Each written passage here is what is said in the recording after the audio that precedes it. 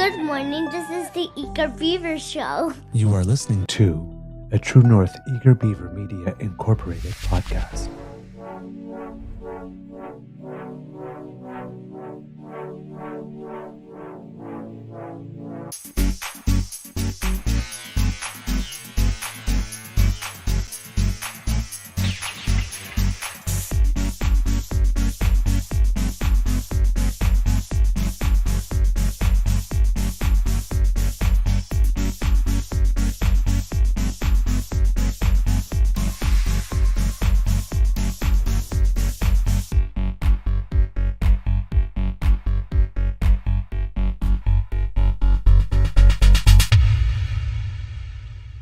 The True North Eager Beaver podcasts are proudly brought to you by our founding sponsors, the Misfit Mysteries from Corvid Moon Publishing, your source for science fiction, fantasy, and cozy mysteries featuring a broad diversity of characters, CanadianTarot.com, your uniquely Canadian online eclectic tarot community, and the Peppermaster, hot pepper sauces made from farm-fresh ingredients to thrill your taste buds and expand your mind.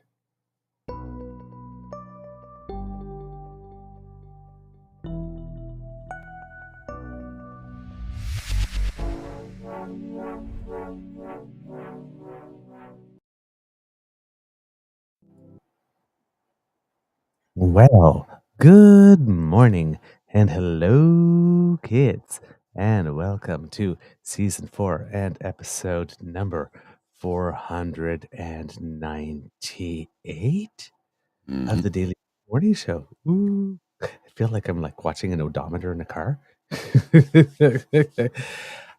Here on the Crier Media Network. Yeah. Today, recording day, is Thursday, October 24th, 2024. And I think it's going to be a nice day at the Beaver Lodge, but the warm spell that we get in the fall in October may have come to a rather crisp and sudden end. I discovered when I went out this morning.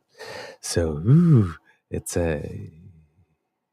weather outside is, well, I won't say frightful, but weather outside is weather. It is far less delightful. So it is crisp. It is definitely crisp this morning. I'm your host, the Eager Beaver, pronouns he, him, hey, Mr. Beaver A. And with me, as always, is my good friend, Mr. Grizzly, who I like in this color, but I was watching the chat yesterday. People really liked you in the red. Oh, yeah? Oh, yeah. That is your color. Let's see, what else do I have for you today? Big thank you goes to our podcast founding sponsors, the Peppermaster, the Misfit Mysteries from Corvid Moon Publishing, and CanadianTarot.com. There's a lot to go through today. But before we do that, Mr. Grizzly, how's your mental health today, sir? I think it's pretty good, actually. I'm just a little tired. I didn't sleep well, so yeah, no, I think I'm pretty good. Just a little tired, not fully awake yet on my second cup of coffee. So I think by the time we wind the show up, I should be awake. Well, I'm in a particularly good mood because yesterday we had this curling report. So we had my 2-person stick game, and I was terrible. Well, actually, I was pretty good for the first 3 ends, and then my game went for an entire walk. So we lost that one. All my fault, unfortunately. But our doubles game, Kit, Mike, and I won again. Oh, cool.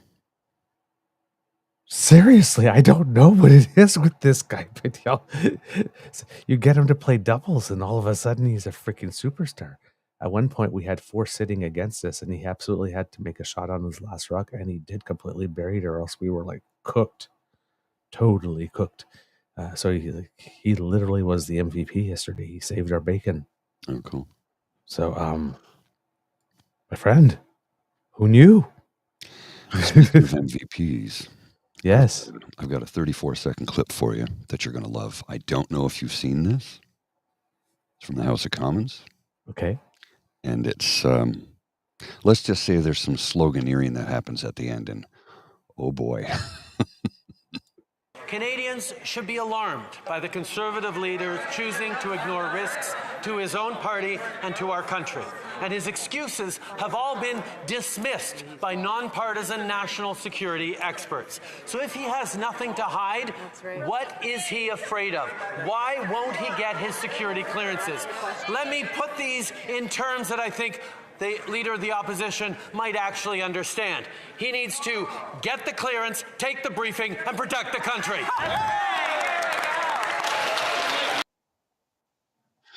So for Slogan Boy, Since we're going to verb the noun, Yeah. let's verb the noun. get the clearance, take the briefing, protect the country. I thought that Whoa. was pretty good. No, that is very, very, very Yeah. good. So that was a question period yesterday, which followed the meeting. Pardon me for a second. Oh, yeah, okay. Well, I don't have much news on the meeting, which is surprising because it was a big story for a few days, and now it seems to have just disappeared. Like, I'm Well- not seeing anything online about it, other Okay, than what well- was reported yesterday. Okay. Well, here's the thing.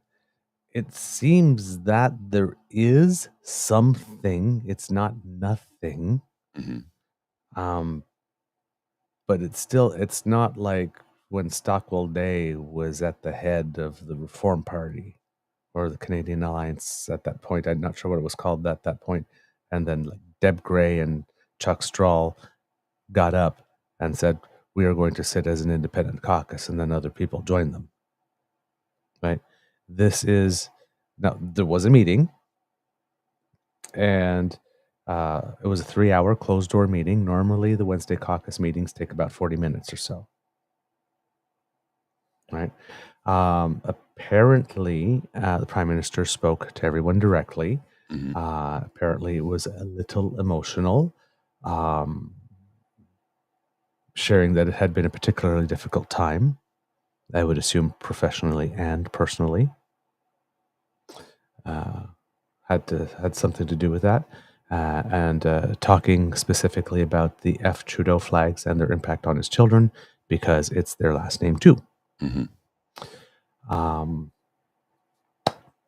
And then he spoke for the need for party unity, saying that Liberals lose when they're not united. And then basically he allowed, don't want to say he allowed, basically the floor was open.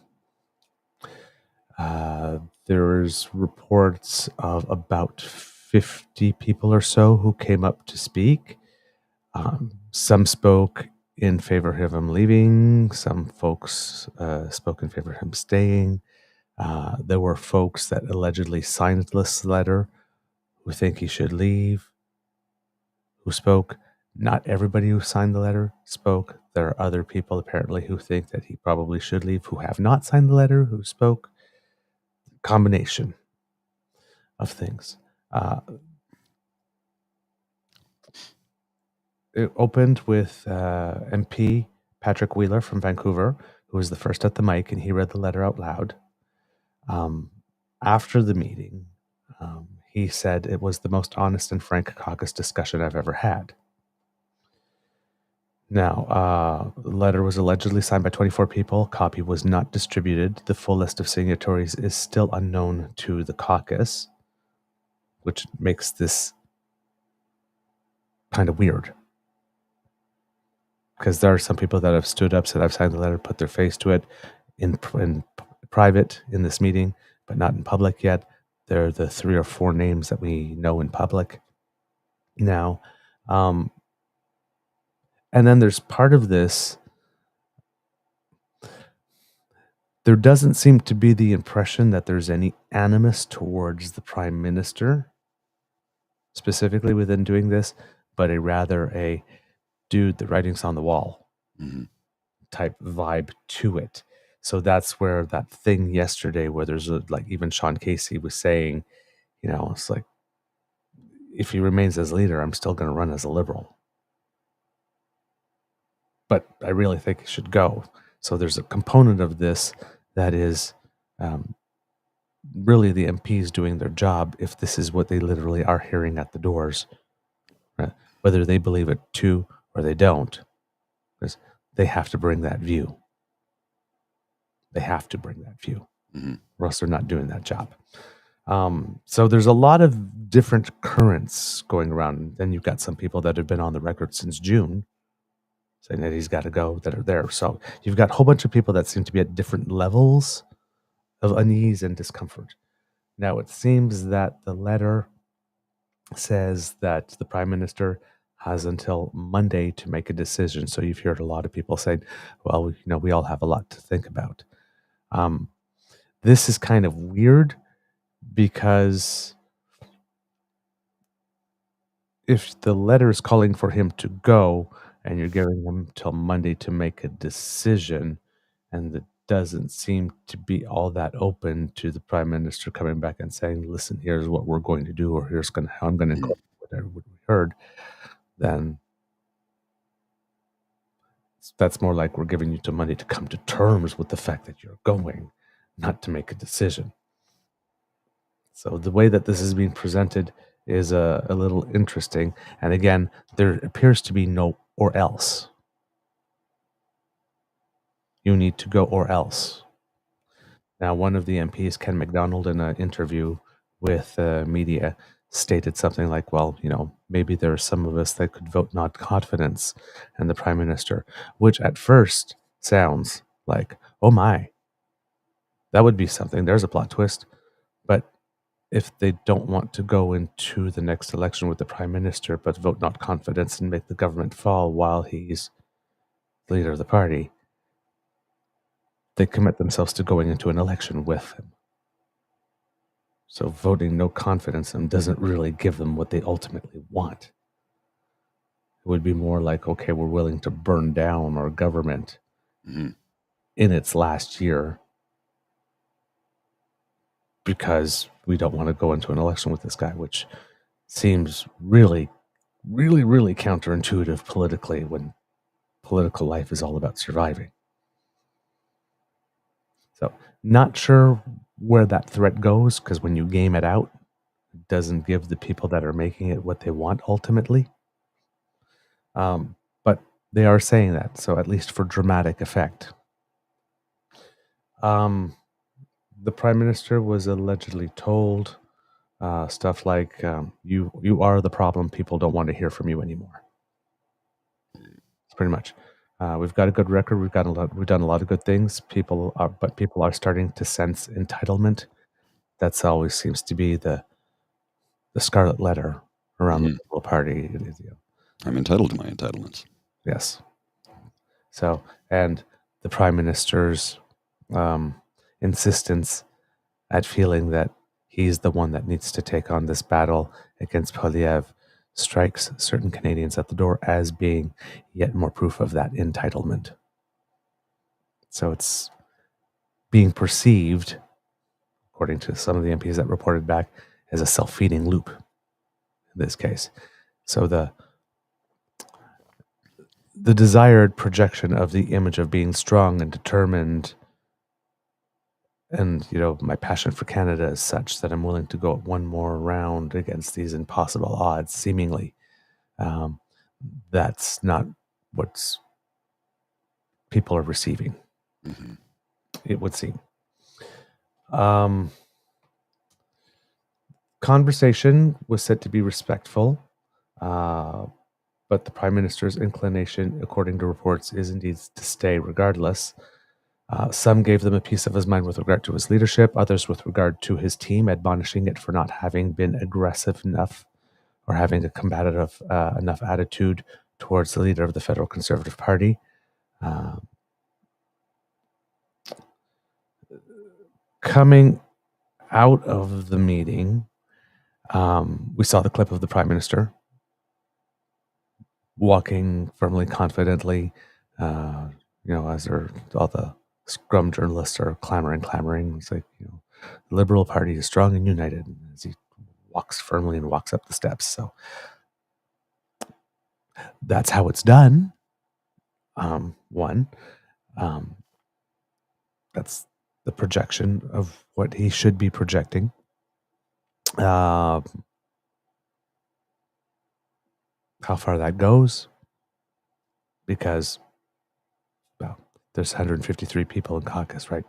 There's a lot of people to talk to. If you're the media. So, and not everyone has the same take. So, but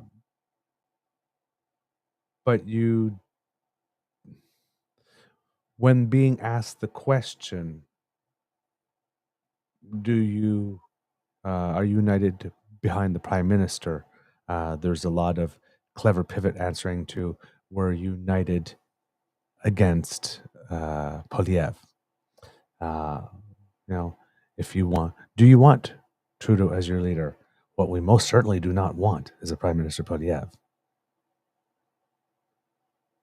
So whether that's a trying to pivot to turn the subject strictly on Polyev, whether or not that's a pivot, because I can't say I am fully behind the Prime Minister, but I'm not so behind the Prime Minister that I don't want to win.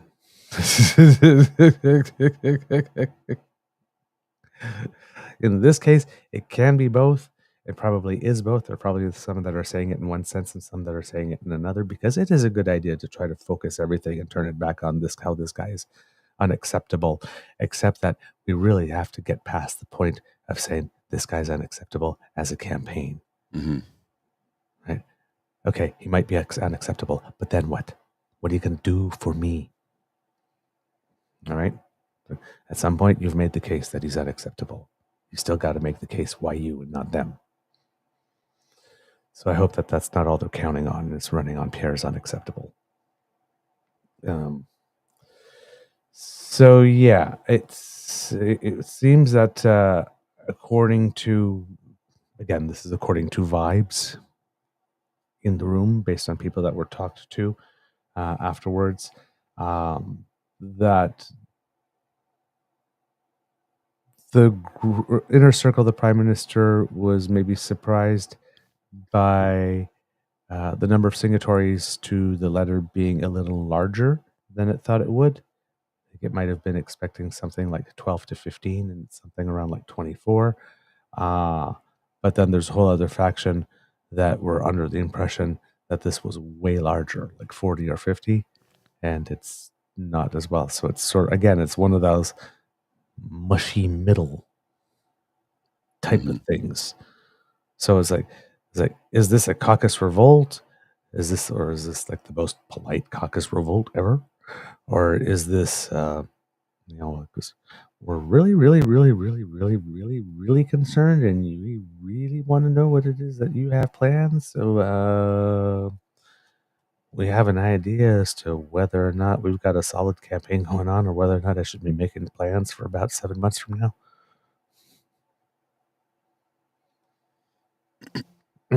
So, if I'm about to lose my job and you're not going to do really much to fight for it, could you let me know?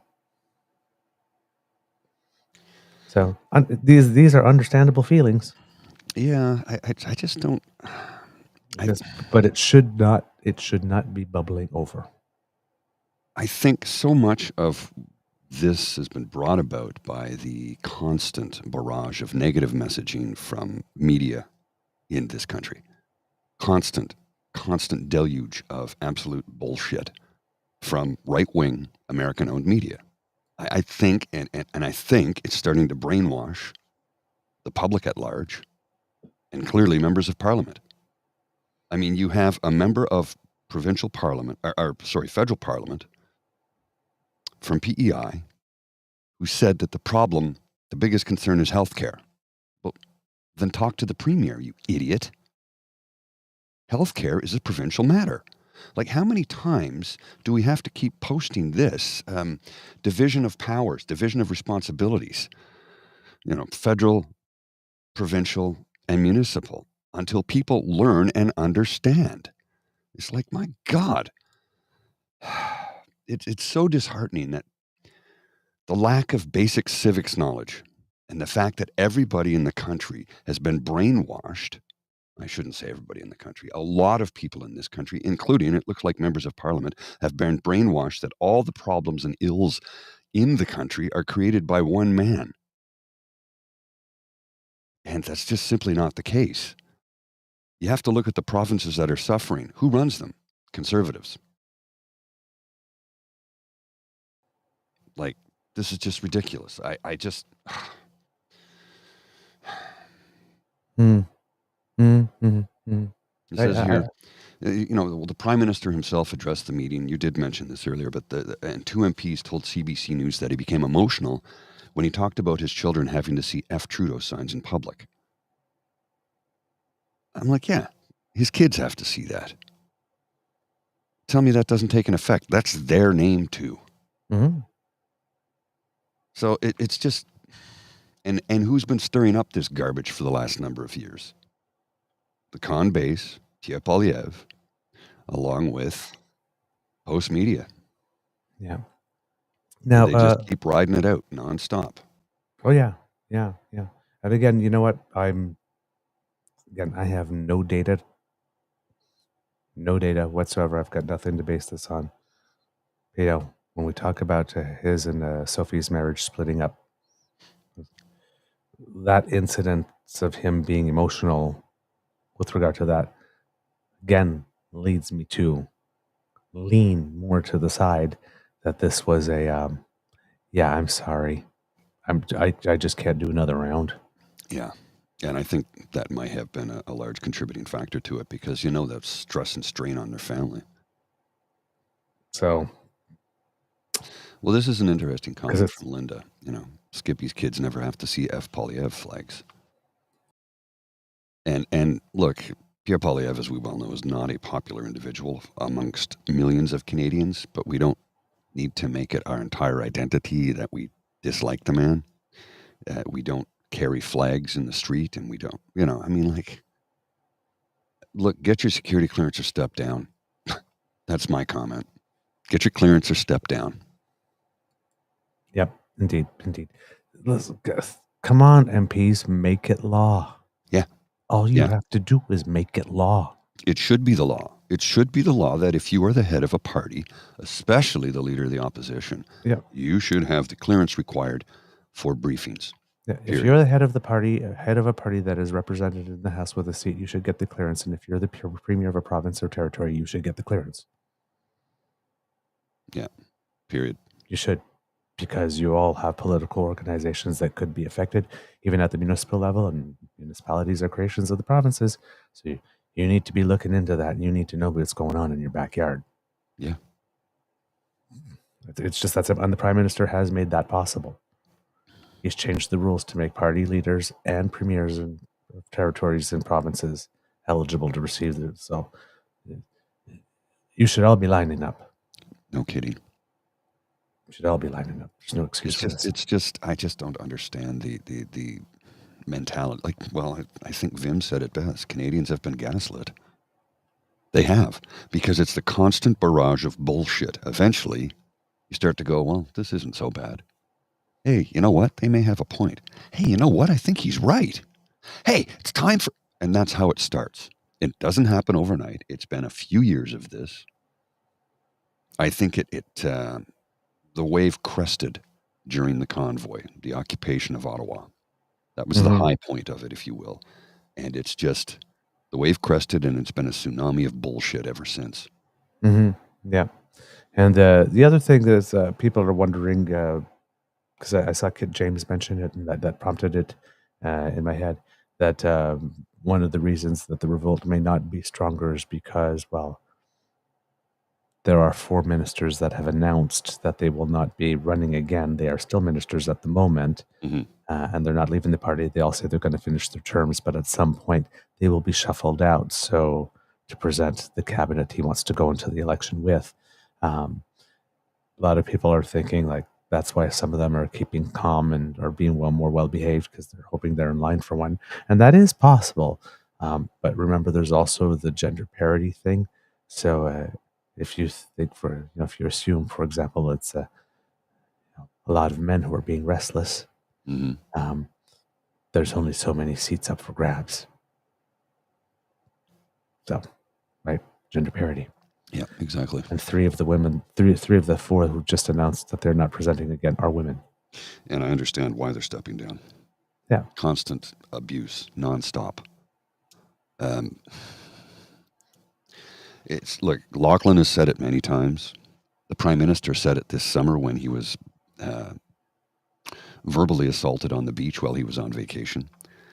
If we continue to harass people to the extent that their lives become unlivable, how do you expect to attract good people into politics? You won't. Mm-hmm. So only the worst people will go into politics, and as a result, we're going to have some terrible things happening to us.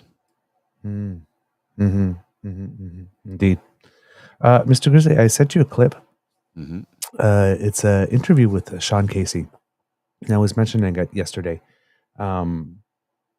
because, like I said, it's when I was saying it's not a like scream out loud, pitchfork type thing. And so I wanted you to get the sense. So I'd like for you to listen to this interview because what I'm saying when I say there is something legit. It's not like this nothing Mm-hmm. thing, but the packaging is different than what we're used to when we're talking about caucus revolt or caucus mutiny. Well, I, just before we do that, I want to make mention of something. I had a conversation last night amongst my Scotch and cigar group, and one of the comments was, "Well, what has Trudeau done?" I'm like, dental care, health care, dental care, pharmacare, $10 a day child care, lifted how many restrictions on drinking water, and the response was, "Well, that's because of the NDP." I'm like, "No, it's not." The NDP had no power to do any of that.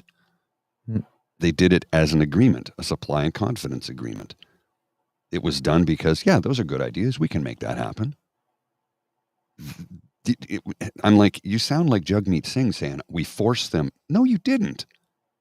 You didn't force anybody to do anything because he could have walked away from the table at any point in time. But who tore up the agreement? Jagmeet, not the leader of the Liberal Party. Not the Liberal Party. Jagmeet tore up the agreement. And then who supported him most recently in the first non-confidence? Didn't Pierre have two of them in like a week or something? Yeah. The Bloc? The Bloc had one as well. And, it's like... I know. And the fact that he has the strength to carry on, because I'm sure a lot of people would say, to hell with this, I don't need this shit.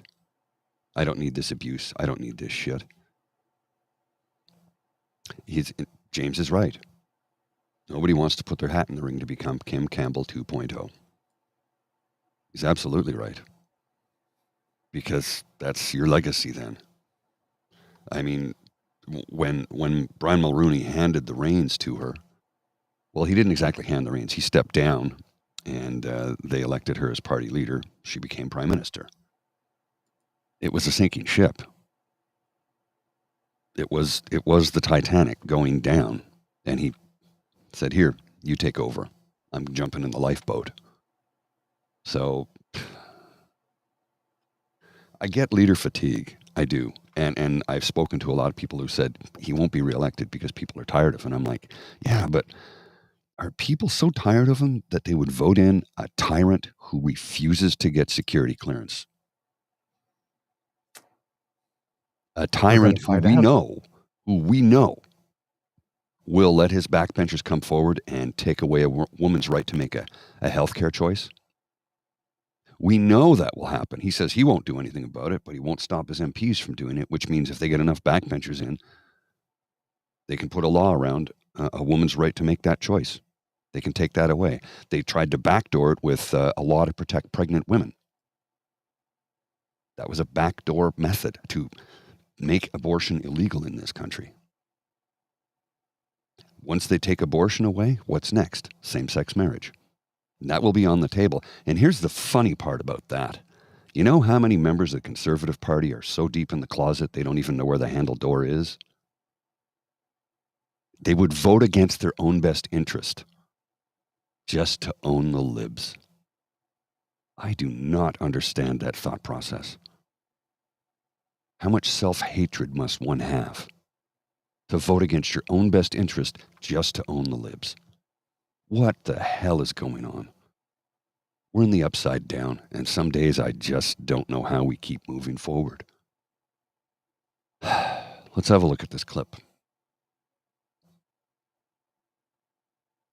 For weeks now, Liberal MPs have been privately venting their frustrations with Justin Trudeau, telling each other and leaking to reporters that there needs to be a change in the leadership of the Liberal Party. But now a veteran MP from the East Coast is putting his name and his face to the call for change in an exclusive interview with Power and Politics.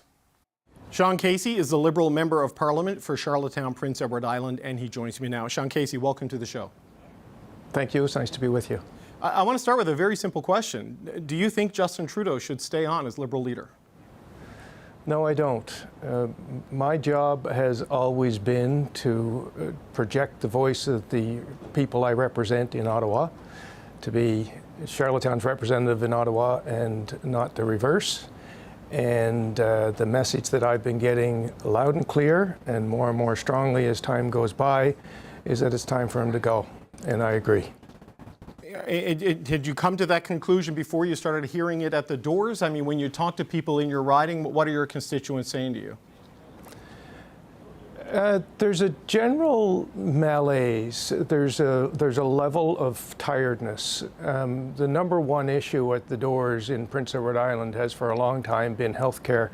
That's been supplanted by concerns over leadership. And people have had enough. They've tuned him out, and they want him to go. I can't tell you the number of people that have said to me, Sean, I'm afraid of Poilievre. I want to vote for you, but I can't. So this is something I've heard from MPs that I've been speaking with over the last little while, and I'm sure you have read the reports and maybe even seen evidence of it yourself, of the efforts to try to force a leadership change at the top of your party. How widespread is the sentiment you've just expressed inside the Liberal caucus? I would say it's wider than what meets the eye, honestly. There are a lot of people who have concerns. There are many who have a myriad of reasons not to express them. But those that have come to the same conclusion as me seem to be becoming more emboldened with the passage of time. I think that to a person, it's for the same reason as me, is because everywhere they go in their riding, that's what they're getting.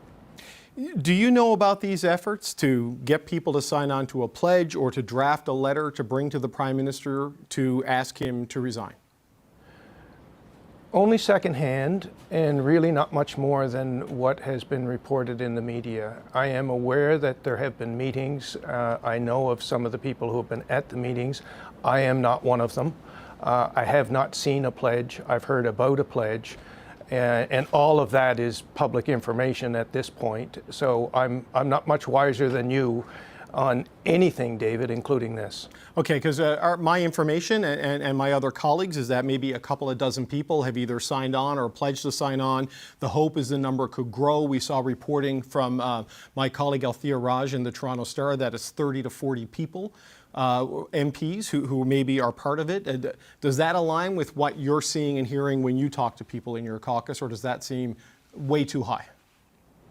That seems plausible, but I don't have anything to base it on. I can tell you that I have not talked to or don't know of 30 or 40 people. I talked to one person that was at one of the meetings that told me there were 20 plus people there.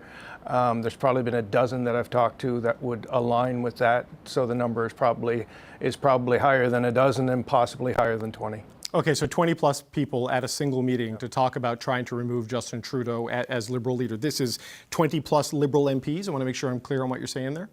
That's what I've heard. I wasn't there. Okay. You're running again, right? That's your plan as of right now, Sean Casey. Will you run again if Justin Trudeau is still the leader?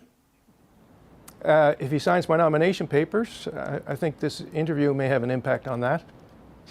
Okay, so whether he stays or goes doesn't determine whether you stay or go, but do you think you risk repercussion by having this conversation today?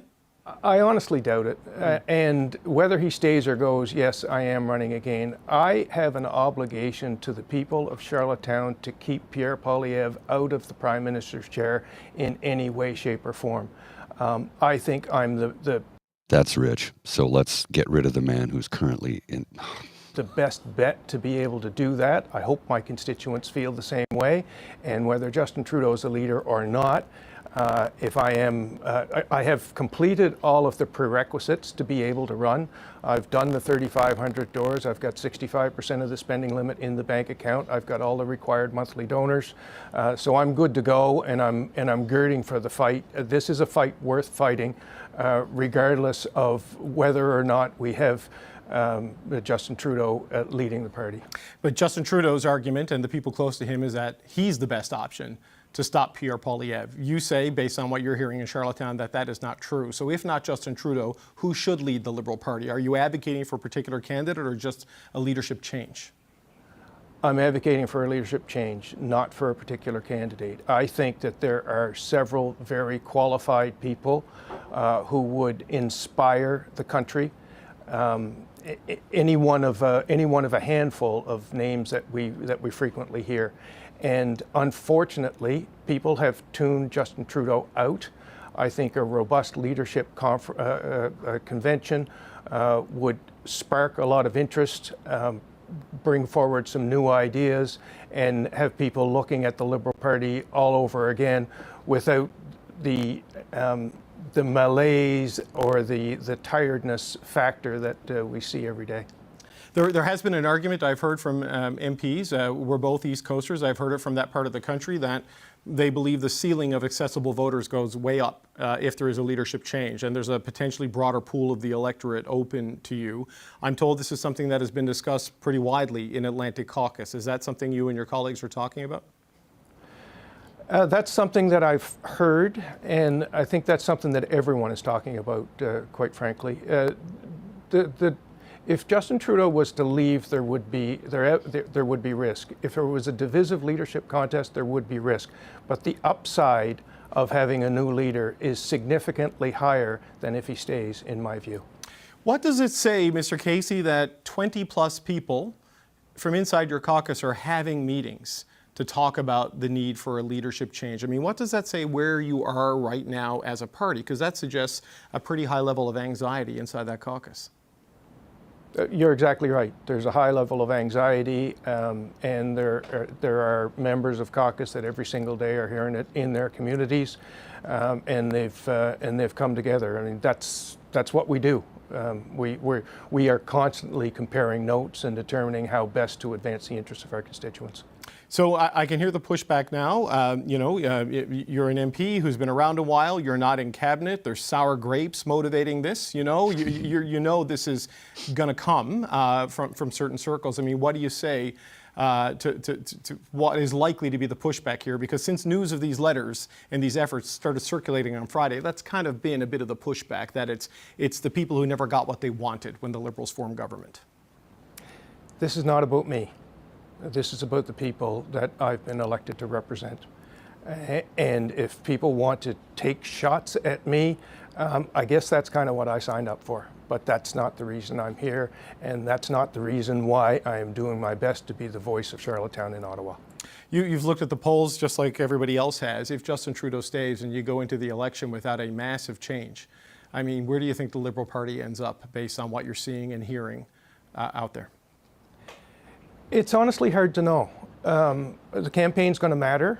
I think the longer the spotlight shines on Poilievre, the less people are going to like him. I don't think that a turnaround in the economy is all of a sudden going to cause people to flock to the Liberal Party under Justin Trudeau again. It's hard to know. I think there is significant downside and limited upside, so I'm worried. So you think a change in leadership potentially lowers the floor, but also potentially dramatically raises the ceiling for Liberals. Have you expressed this to the Prime Minister, to the Prime Minister's office? Do they know you feel this way? Yes, I had a direct conversation with the Prime Minister on July the 5th and said to him many of the things that I'm saying to you now, including that in my view, history will be very kind to Justin Trudeau. The things that he has put in place over the last 9 years have been truly transformational. Then why are you asking him to step but down? the electorate are no longer listening to him. So this, And we had that conversation on July the 5th. The Prime Minister knows exactly how I feel. okay, so this was the phone calls the Prime Minister was making in the wake of Toronto St. Paul's. Is that what this was, the outreach to people to see how they felt? This was part of that effort, Mr. Casey? That's exactly right. So what do you think happens next? The information in my reporting and what I'm hearing from other colleagues is that the people who are having these meetings of 20 plus and trying to get people to sign on to a document of some kind to bring sort of a demand or a request to the Prime Minister, this could all come to a head next week when MPs are back in Ottawa and when Parliament resumes, and of course you've got your National Caucus on next week. What do you think happens when everybody is back in the capital city? I think you're right. I think it will come to a head. It came to a head more than a year ago in London, Ontario at Summer Caucus. There was a widespread expectation that that would happen again in Nanaimo. It didn't, but I don't think there's any doubt that that there will be a concerted effort this week to air these grievances in a private setting. Private until it leaks has been the experience, unfortunately. So yes, I do expect that will happen. But as I said, I have not attended any of the meetings. I expect that there is a coordinated plan being developed. I'm not part of it.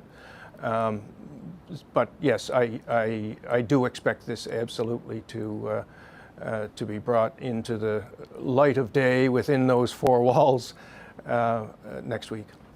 Just as a final point, it didn't come to a head in Nanaimo, as you say. My understanding is because everyone was kind of waiting to see what happened in La Salle-Marde-Verdun, which was kind of a repeat of Toronto St. Paul's. Do you think that has been a trigger point for a lot of this, that Toronto was bad, Montreal was just worse, and then the lack of a clear change in strategy and change in the polls just has fueled this unrest? Yes, that and what people are hearing day in and day out. But what people are hearing day in and day out is influenced by the things that you just mentioned. Sean Casey, Liberal Member of Parliament for Charlottetown. Thank you for joining us today, sir. Appreciate the time. My pleasure.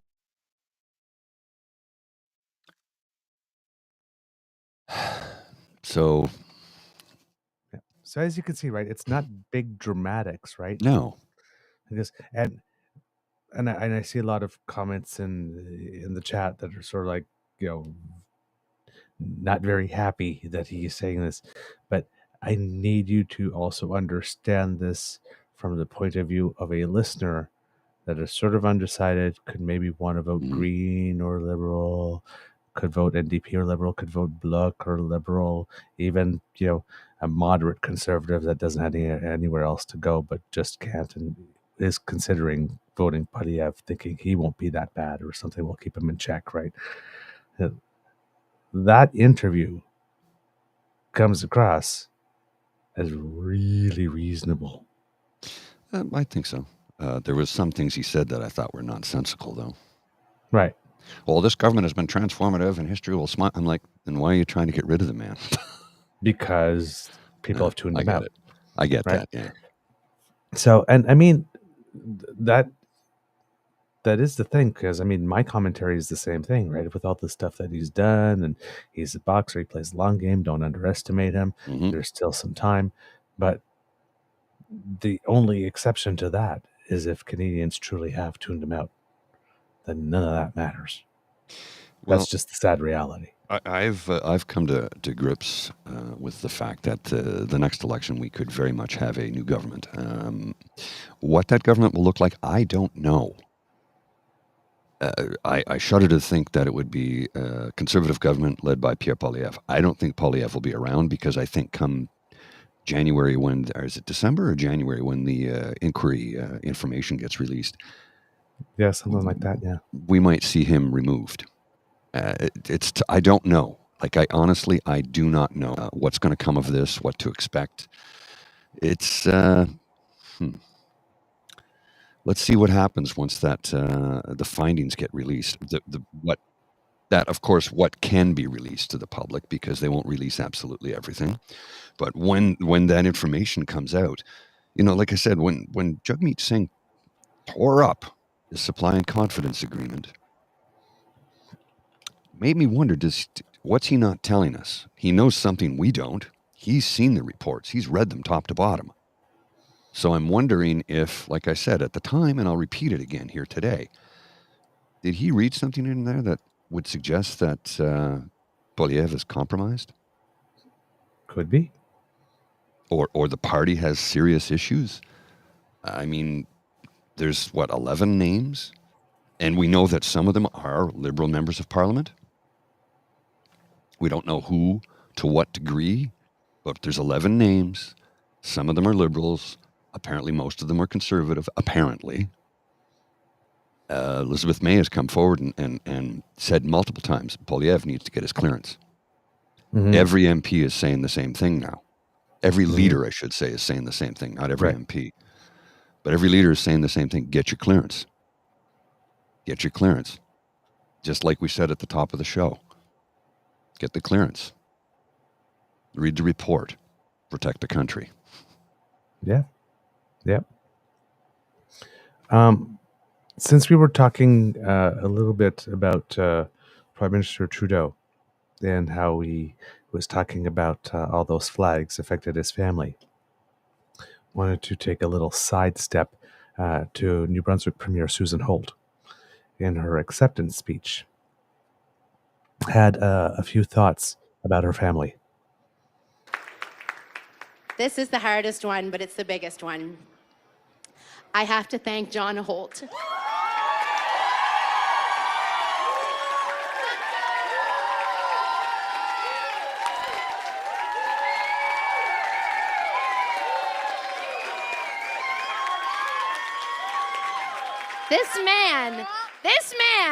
This man who has been dying to be called Mr. New Brunswick.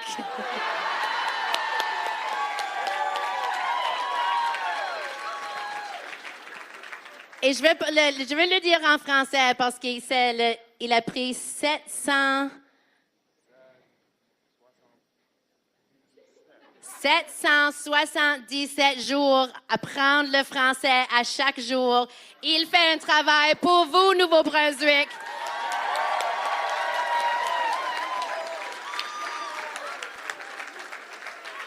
I couldn't do this without him. I know everyone in this room knows it, that I couldn't do this without him, that we couldn't do this without him. He is the other half of this little team Holt, and he puts his heart and soul into our family and our neighbors every day with very little thanks.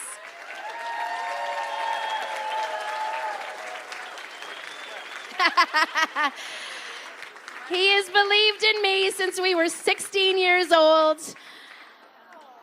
And I would not be here if it wasn't for him. So I love you. Thank you. Let's go.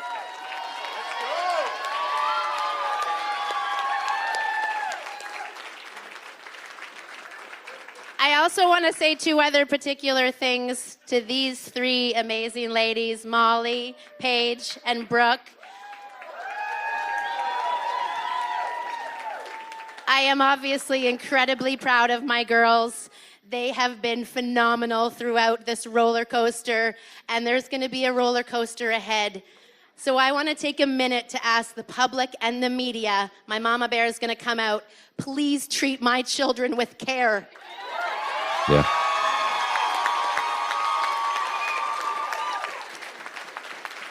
Because they are sacrificing for New Brunswick, and they are very special people, and I hope that you will treat them as gently as they deserve to be treated, as every kid in New Brunswick deserves to be treated.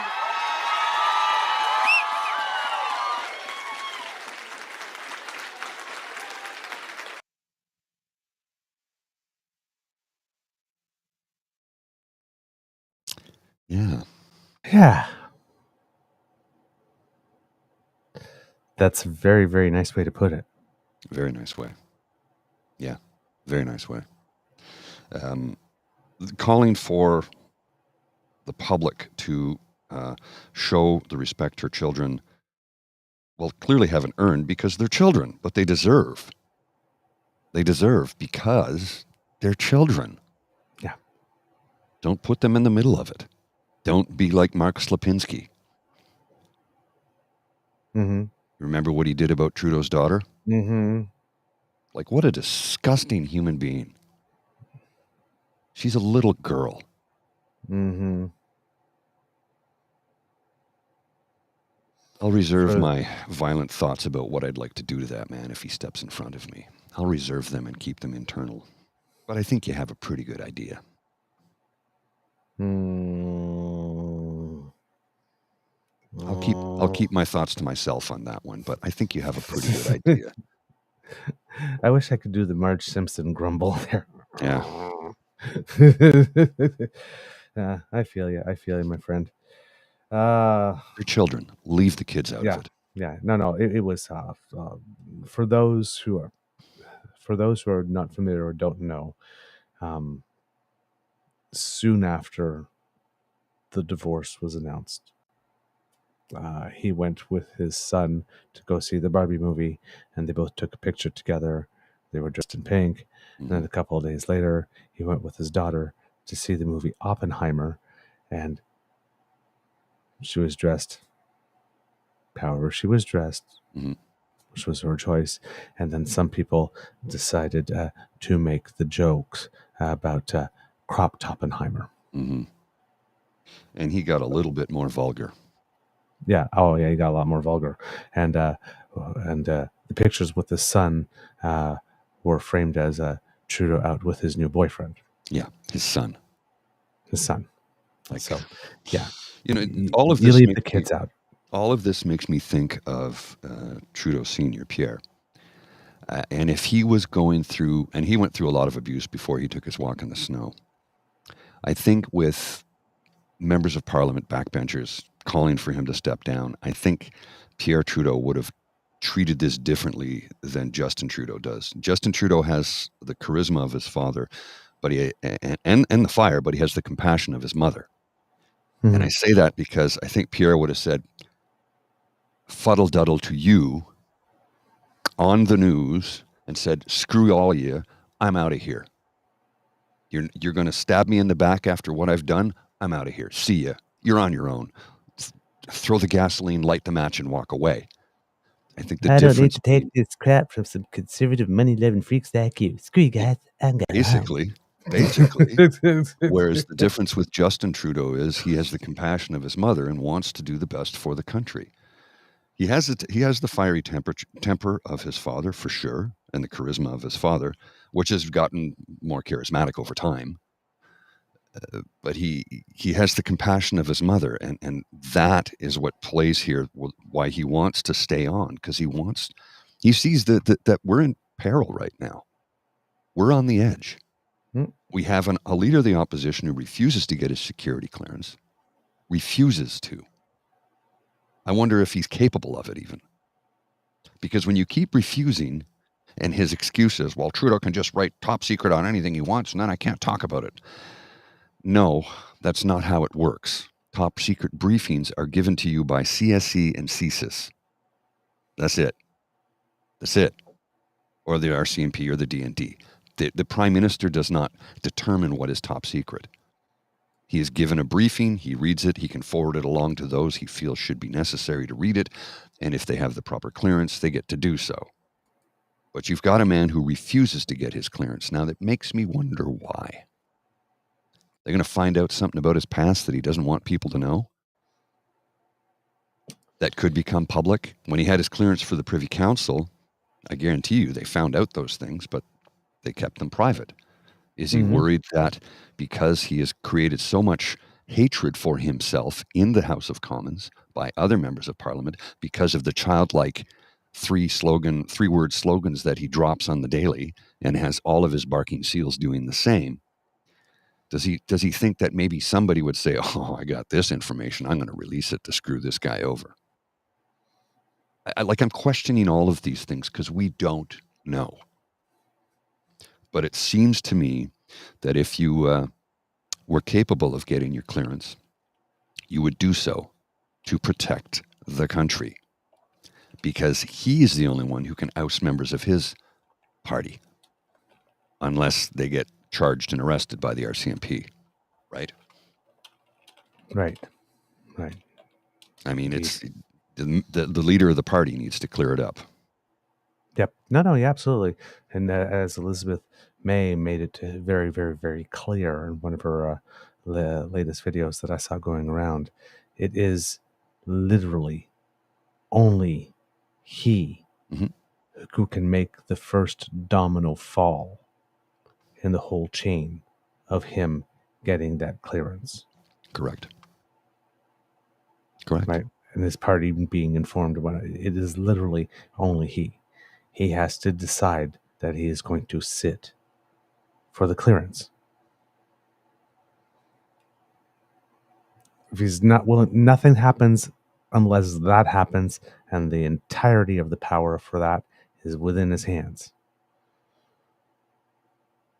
Yep. Now, if he starts the process and he somehow can't get the clearance, that is out of his hands. But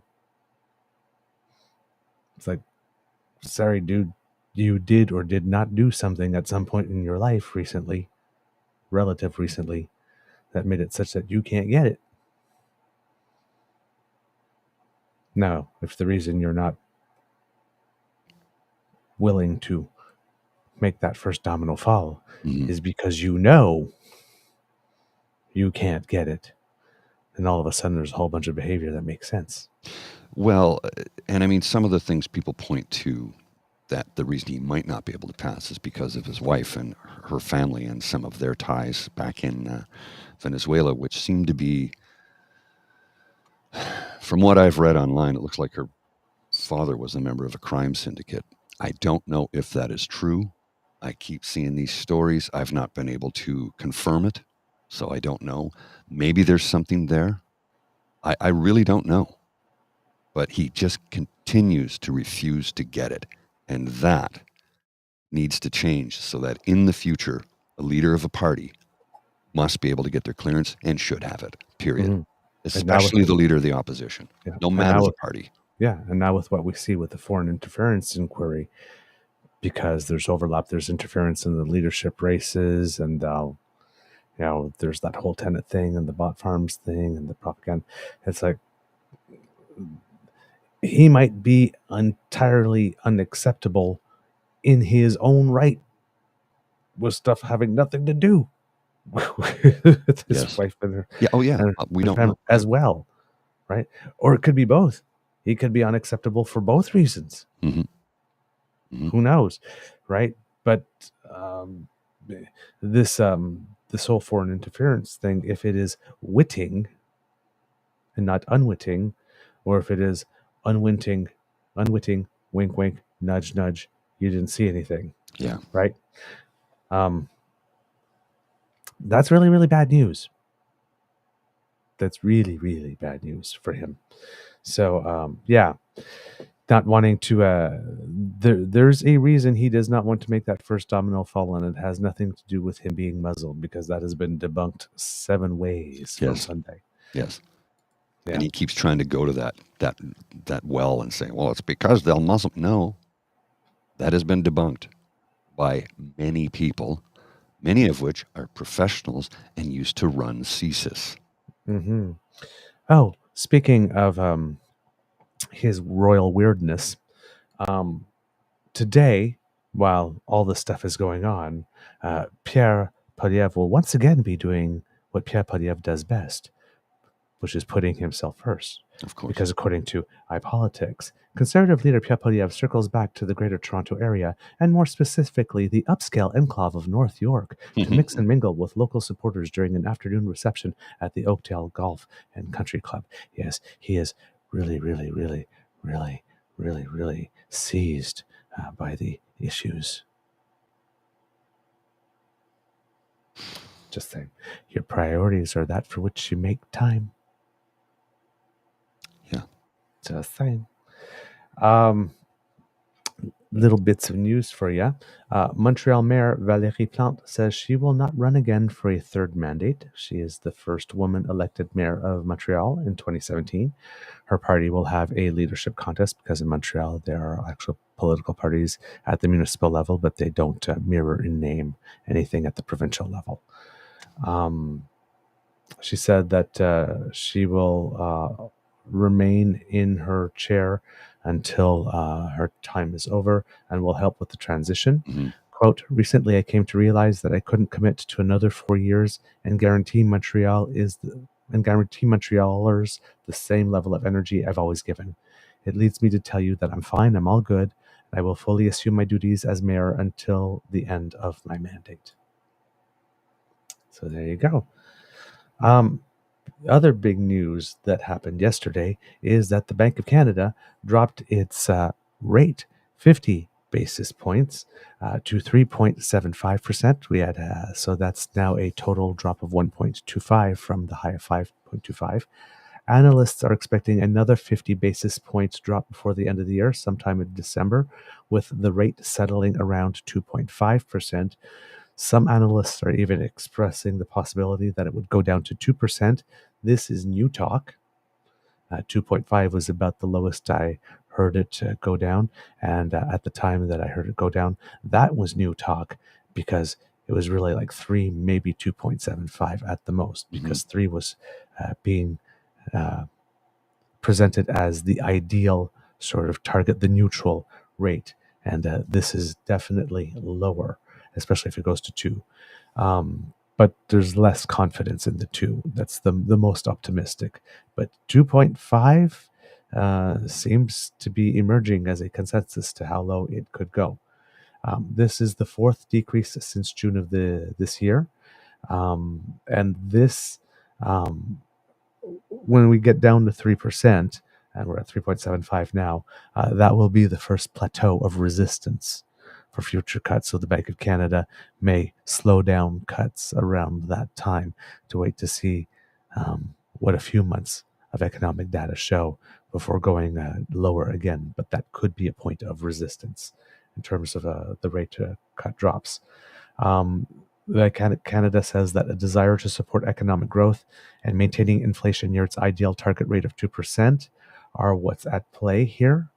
The bank predicts a slightly slowing economy in the second half of the year, with the gross interior product increasing by about 1.2% in 2024, which is very moderate growth requiring a lowering of interest rates, according to the Governor of Bank of Canada, Tiff Macklem. The interest rate cuts are expected to stimulate the economy again in the coming year. As for inflationary pressures, the bank states that they are no longer generalized, but the bank doesn't want the inflation rate to go lower than 1.6 where it is right now, because they don't want to be in a negative cycle of deflation, which can spiral very quickly, and there are not many tools in order to pull up from that. But right now, I don't think it has to worry so much because that inflation rate of 1.6, like we said, is almost artificially low by how much the price of gas has dropped. If you remove the price of gas, which is very volatile from that number, inflation actually came in at 2.2%. So there's still 0.2 to go to hit the actual target of 2 if you don't factor in gas. So I think that the bank is still doing okay, even though 1.6 would cause a little bit of panic at first. It is being so pulled out of whack by a temporary, very quickly and rapidly fluctuating and volatile factor. So when you look beyond the numbers, it's not as scary as one would first think. The governor said we've got inflation down, we're back to low inflation, and we've got to keep it there. I'm just going to look through the opening statement here. In the statement, the governor said, in the past few months, inflation has come down significantly from 2.7% in June to 1.6% in September. Recent indicators suggest it will be around 2% in October. Price pressures are no longer broad-based, and both our measures of core inflation are now under 2.5%, sorry. Our surveys also find that businesses and consumer expectations of inflation have shifted down and are nearing normal. All this suggests we are back to low inflation. This is good news for Canadians. Now our focus is to maintain low, stable inflation. we need to stick the landing. This means the upward and downward forces on inflation need to balance out. Household spending and business investment have picked up this year, but remain soft. This softness has helped take the remaining steam out of inflation, but with inflation back to 2%, we want to see growth strengthen. Today's interest rate decision should contribute to a pickup in demand. The bank forecasts inflation will remain close to target over the projection horizon. The upward pressure from shelter and other services is expected to gradually diminish. With stronger demand, the downward pressure on inflation is also forecast to dissipate, keeping the upward and downward forces roughly balanced. If the economy evolves broadly in line with this forecast, we anticipate cutting our policy rate further to support demand and keep inflation on target. The timing and pace of further interest rate cuts will depend on incoming information and our assessment of its implications for the inflation outlook. We will take our monetary policy decisions one at a time. And then when asked what he sees in the economy, says, after stalling in the second half of last year, the economy grew by about 2% in the first half of this year, and we expect growth of 1 3/4 in the second half. The economy remains in excess supply and labor market is soft. The unemployment rate was 6.5% in September. Job layoffs have remained modest, but business hiring has been weak, which has particularly affected young people and newcomers to Canada. Simply put, the number of workers has increased faster than the number of jobs. And on that, the federal government just announced yesterday that today they will be making an announcement on temporary residence permits for next year. And it seems that they're going to cut the number of them down from 485,000 to 395,000 for this year. So that will be a significant decrease. That will help with this particular portion that the Governor of Bank of Canada is speaking about. Looking ahead, GDP growth is forecast to gradually strengthen to around 2% in 2025 and 2.25% in 2026, supported by lower interest rates. This forecast largely reflects the net effect of a gradual pickup in consumer spending per person and slower population growth. We also expect growth in residential investment to rise as strong demand for housing lifts sales and spending on renovations.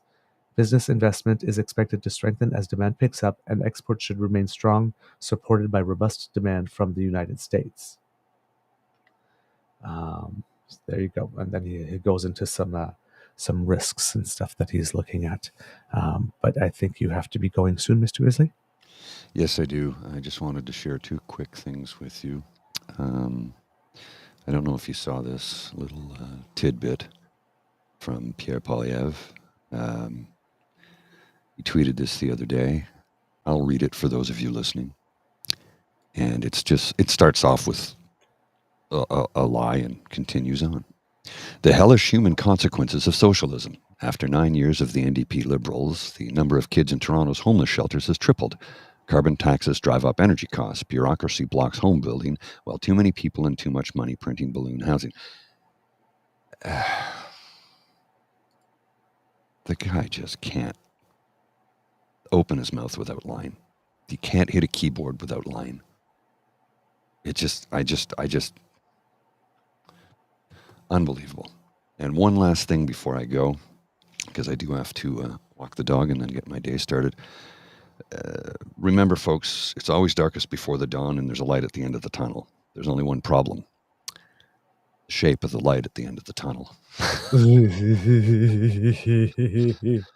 For those of you listening, there will always be a light at the end of the tunnel. And the light at the end of the tunnel looks like somebody flipping off the bird.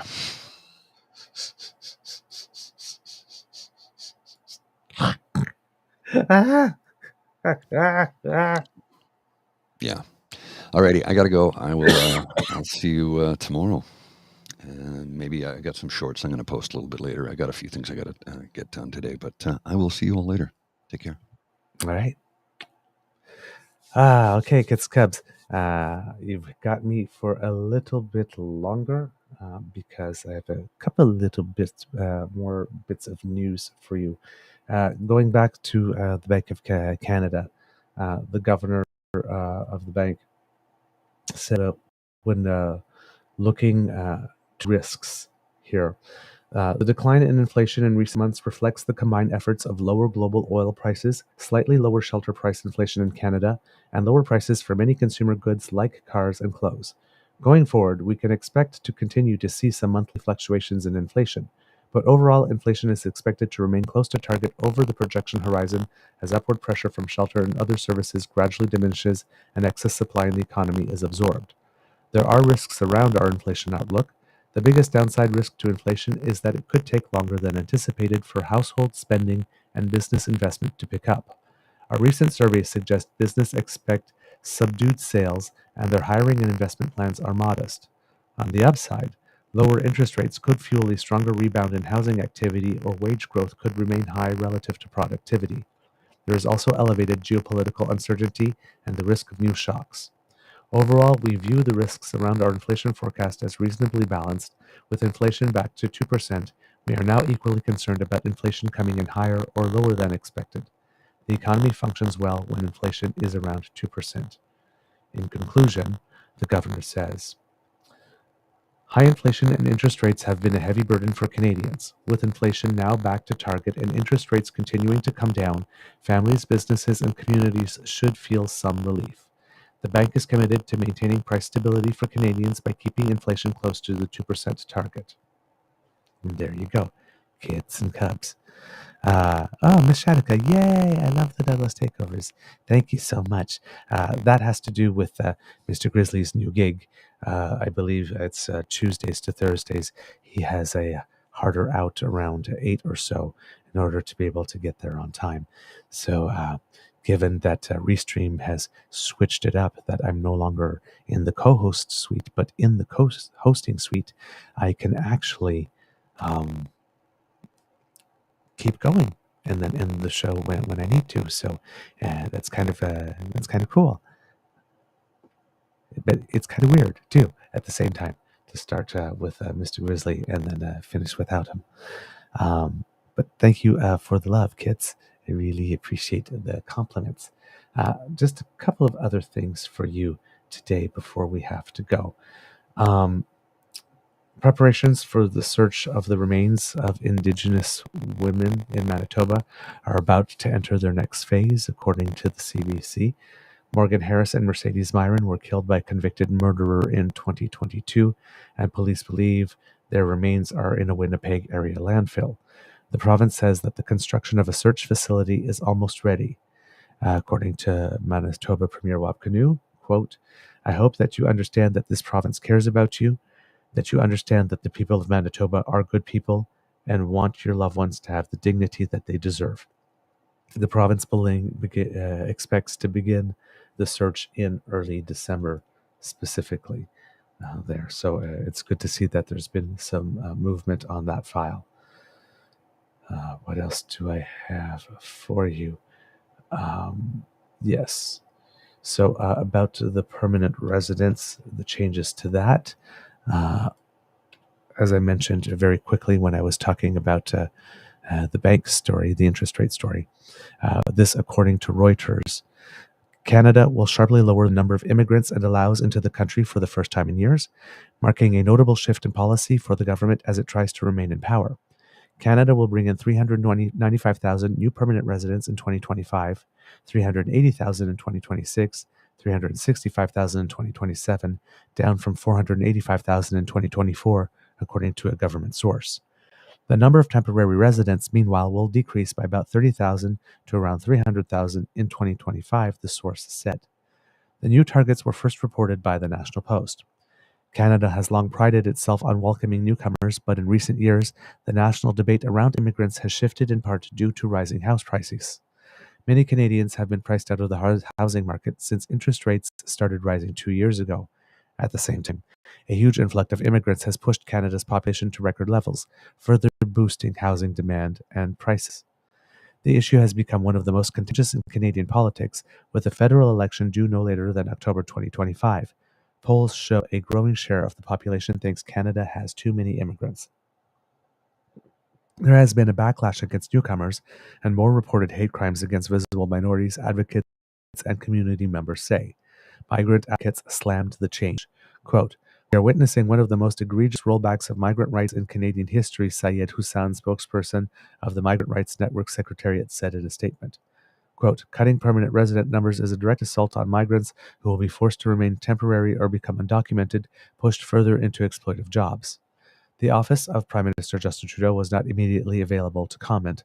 It's because they're making an announcement today officially. The new immigration targets also mark a shift from the pandemic era when the government loosened rules on temporary residents to help fill labor shortages. Last year, Canada had planned to bring in 500,000 new permanent residents in 2025 and the same amount in 2026. As of the second quarter of 2024, there were 2.8 million temporary residents, including workers and students, in Canada, according to Statistics Canada. So that is what is going on there. There is also Kits and Cubs, because we mentioned it when it happened, but then we didn't hear too much about what was going on, which was the port strike in Montreal. If I'm because there was the one in Montreal, and then there was the one in the United States that started, and the one in the United States was settled very, very quickly indeed. But the one in Montreal appears to be persisting, and Labour Minister Stephen McKinnon still says that he is trying to keep out of it, according to iPolitics here from Marco Vigliotti. Labour Minister Stephen McKinnon says it's up to the Longshore Workers Union and Employers Association to find a way forward and avoid a paralyzing work stoppage at the Port of Montreal after his offer to appoint a special mediator was rejected. Speaking to iPolitics on Tuesday, he said it's clear that negotiations between the two sides have hit a, quote, real snag, but their differences need to be resolved through the collective bargaining process. He refused to commit to further intervention in the event of a work stoppage, offering up only the full resources of the Federal Mediation and Conciliator Service. Quote, obviously, shutdowns at the port pose a difficult problem, and that's why collective bargaining must succeed, and that's why we must let it take its course.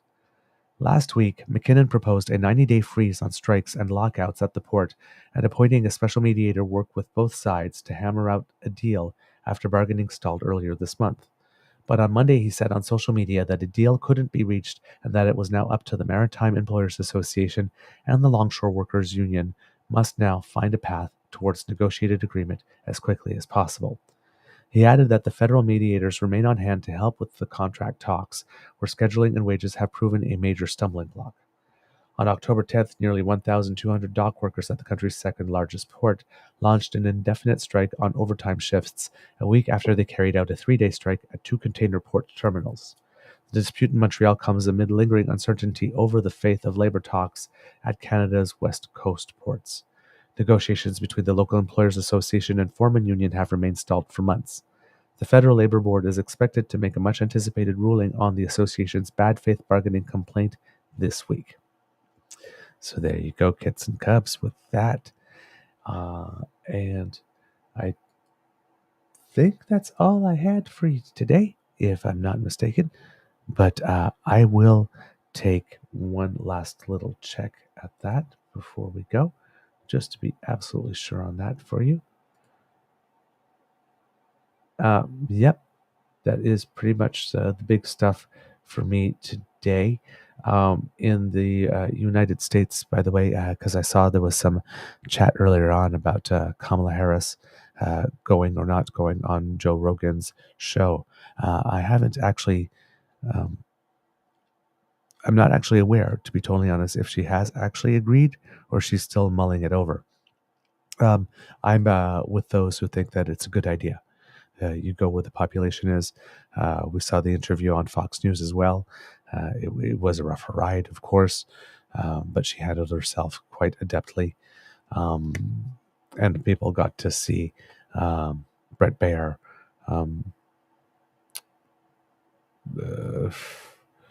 be a bit more of a bully than a journalist in that exchange, which certainly didn't hurt in helping making her look good.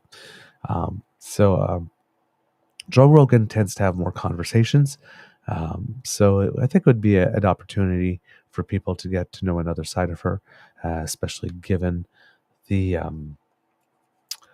narrative out there that she seems to have a problem with men and black men in particular.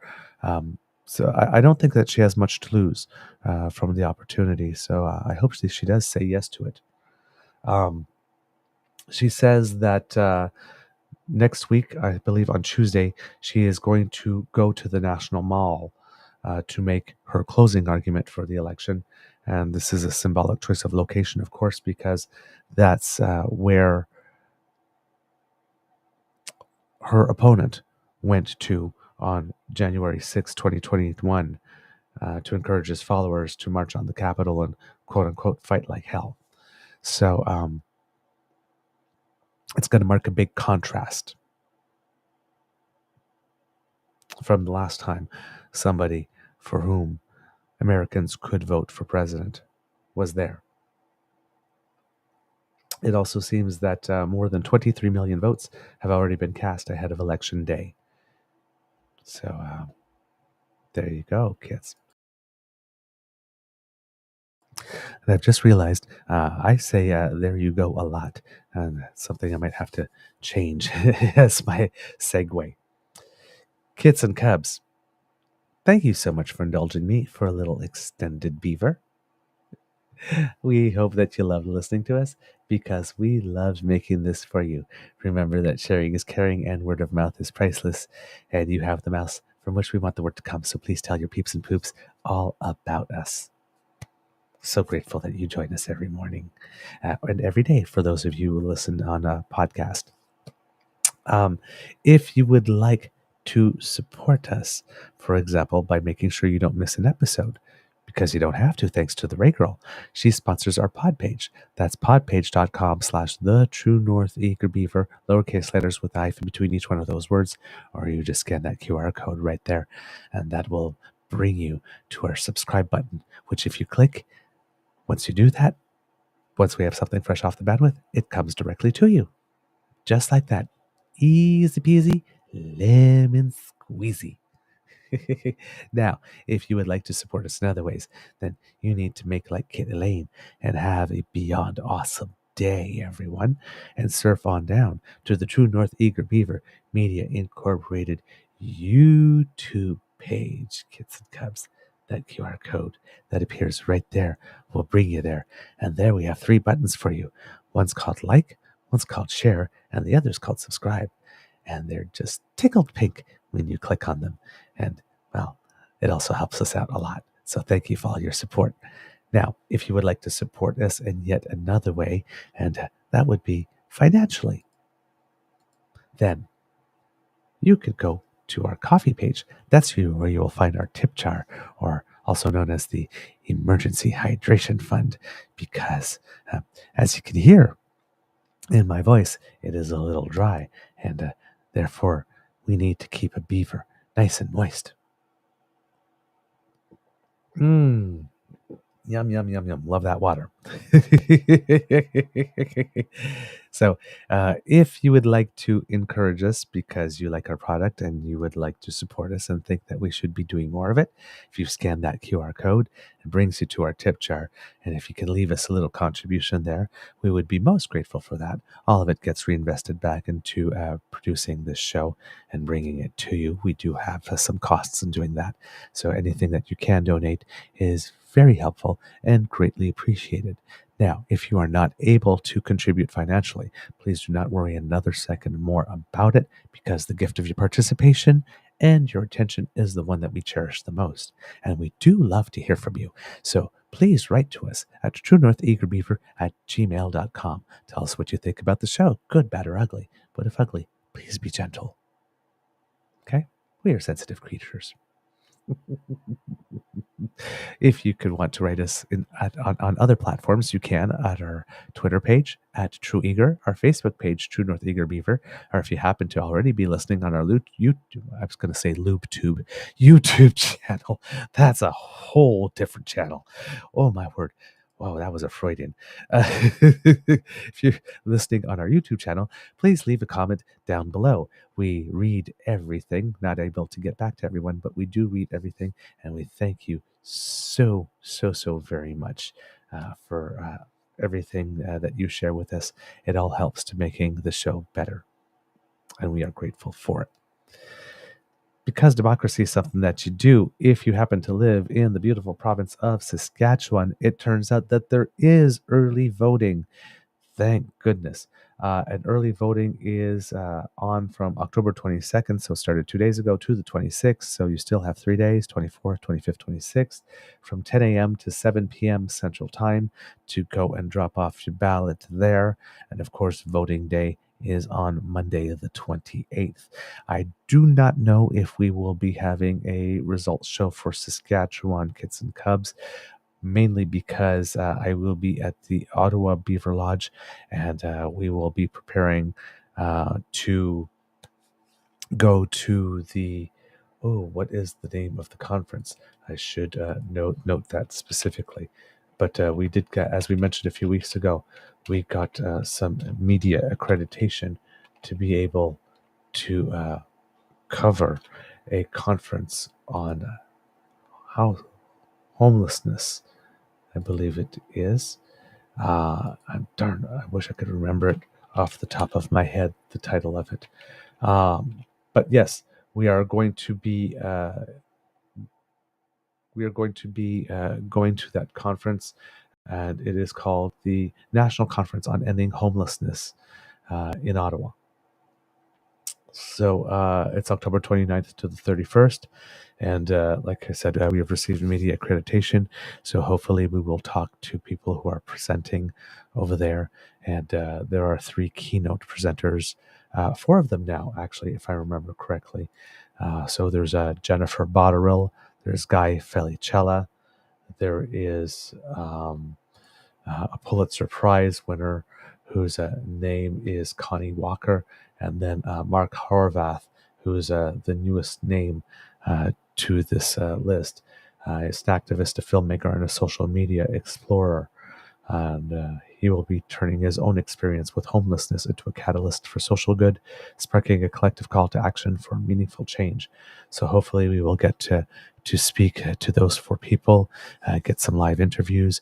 And this is the first time we're going to be doing this type of thing, Kits and Cubs. So remote on the location, trying to cover a live event that is going on, and then bringing you what it is that we have found. So it should be interesting. Hopefully the technology will work for us, but we thought that given the names of the people that were coming and the subject matter, given that housing is such a big topic, we figured it probably would be a good idea to cover the event and bring that to you, and try to expand the quality and the type of information that we can give you, not just curated from watching social media and news clips and news articles, but actually getting out there in the field and talking to people. So we tried to do that with our interview project. Pardon me. Having extended conversations with people in order to bring you, the full story and issues in full sentences. But this will be actually going to a gathering where there's a whole bunch of experts in the field looking at the subject from a whole bunch of various ways. There are so many different tracks when it comes to this conference. There's a youth homelessness prevention. Then there's accelerating reductions in chronic and veteran homelessness as a track. There's a housing first track. There's an indigenous homelessness track. There's lived experience leadership track. Rural, remote, and northern homelessness. So hopefully we'll be able to do that for you. Is there a pubcast coming up? We're trying to come up with one. The problem is I cannot get to Ottawa during the weekend. I can get there Monday. So if there is a pubcast coming up, it either will have to be something that I do here from home if we're doing one in October, or we might possibly do 2 in November. One in really early November, and just say it's like October 35th or something. get around it that way.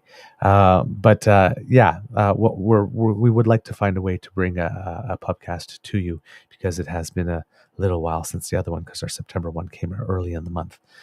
But yes, we will work. We just, it's definitely not going to work on a Saturday or a Sunday as usual before the end of the month. So we'll have to find another way to do that, Kits and Cubs. But I will talk to Mr. Grizzly about that, because I love our pubcast days. So there you go. So next week will be a bit of interesting programming. I will be a lot at the Ottawa Beaver Lodge. I don't know if we will be doing morning shows before heading to the conference, or heading to the conference and then packaging some stuff together and then giving it to you as a pre-record the next morning. We haven't settled those logistics yet, Kits and Cubs, but we will have shows for you next week, one way or the other. Okay. They might even be at a different time. Who knows? They might not be a morning show next week, depending on how it is. We really don't know. Like I said, this is the first time we're doing this, so we're kind of flying by the seat of our pants and figuring it out as we go along. But hopefully we will have wonderful content for you as a result of this. And we thank you for your support, because it's because of it that we are able to get ourselves the equipment that will allow us to go out into the field and do that type of stuff. So thank you. All right. That was long, because democracy is something that you do. For sure. Words of wisdom, Kits and Cubs. I'm not typically good at this part. Mr. Grizzly is way better than I at words of wisdom. But I will say, Kits and Cubs, that remember that the only thing you really can control, and one of the few things that you own outright, are your own emotions, feelings, and reactions. So if the world around you is spinning a little too fast for your liking, remember, you might not be able to stop the world or slow it down, but you can control how you react to it. So nothing wrong with, again, a little stillness and taking a couple of times to recenter yourself and make sure that you're in the proper frame to go out there and take on the world. All right? There you go. Okay. That's all I got for you, Kits and Cubs. So I believe it would now be time to cue the cock.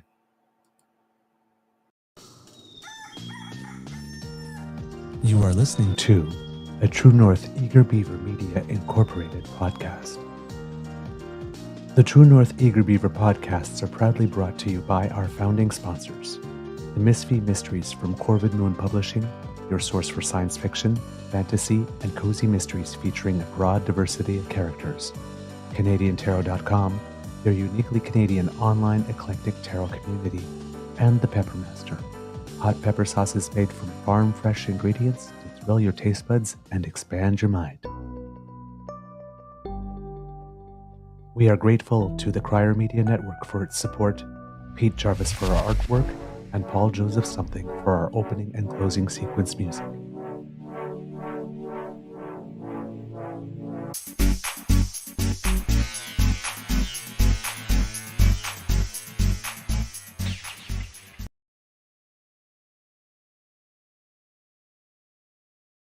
You know, I can't leave you without a couple of beaver dad jokes.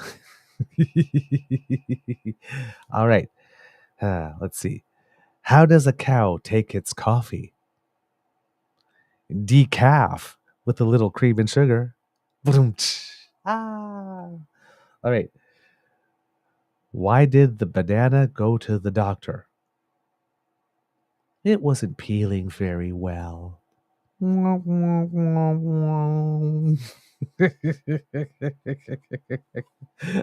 right, kids. Have a most beaverific day. Oh, hi, Cassie. See you popping in right at the end. Mwah. Lots of love.